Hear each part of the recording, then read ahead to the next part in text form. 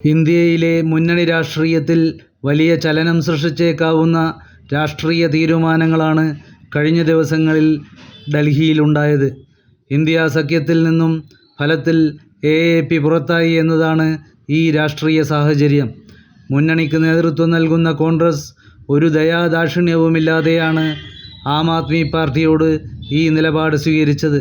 ഹരിയാനയിലെ നിയമസഭാ തെരഞ്ഞെടുപ്പിൽ കേവലം 7 സീറ്റ് ചോദിച്ച AAPക്ക് ഒരു സീറ്റ് പോലും നൽകാൻ കോൺഗ്രസ് നേതൃത്വം തയ്യാറായില്ല. ചണ്ഡീഗഡ് കോർപ്പറേഷനിൽ AAP കോൺഗ്രസ് സഖ്യം നടത്തുന്ന ഭരണത്തിൻ്റെ പശ്ചാത്തലത്തിലായിരുന്നു AAP കോൺഗ്രസുമായി സഖ്യനീക്കം നടത്തിയത്. എന്നാൽ കോൺഗ്രസിൻ്റെ ഭാഗത്ത് നിന്ന് ഹരിയാനയിൽ ഒരു അനുകൂല തീരുമാനവും ഉണ്ടായില്ല. ഇതിന് തൊട്ടു പിന്നാലെ ഡൽഹി മുഖ്യമന്ത്രിയും ആം ആദ്മി പാർട്ടി ദേശീയ കൺവീനറുമായ അരവിന്ദ് കെജ്രിവാൾ മുഖ്യമന്ത്രി സ്ഥാനത്ത് നിന്ന് രാജിവെക്കാനുള്ള തീരുമാനമെടുത്തപ്പോൾ BJPയേക്കാൾ ശക്തമായ വിമർശനവുമായി രംഗത്തെത്തിയത് കോൺഗ്രസ് നേതൃത്വമാണ്.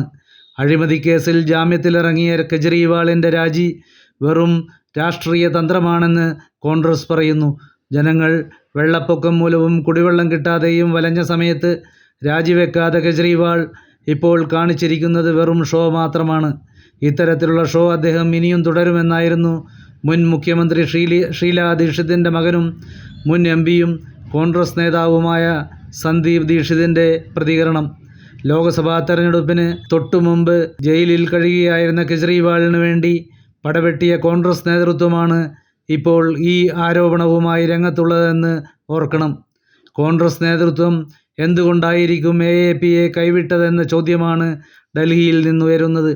അഴിമതിയുടെ പരിവേഷമുള്ള കെജ്രിയിൽ ഡൽഹിയിലെ ജനങ്ങൾക്ക് പഴയതുപോലുള്ള വിശ്വാസമില്ലെന്നത് തന്നെയാണ് ഈ നിലപാടിൻ്റെ പ്രധാന കാരണമെന്ന് കോൺഗ്രസ് നേതാക്കൾ ഏതാണ്ട് പരസ്യമായി തന്നെ വ്യക്തമാക്കുന്നു. ഇന്ത്യാ മുന്നണിയിലെ ഒരു ഘടകകക്ഷിയും കെജ്രിവാളിൻ്റെ രക്ഷയ്ക്കെത്തുന്നില്ലെന്നതും എടുത്തു പറയേണ്ടതാണ്.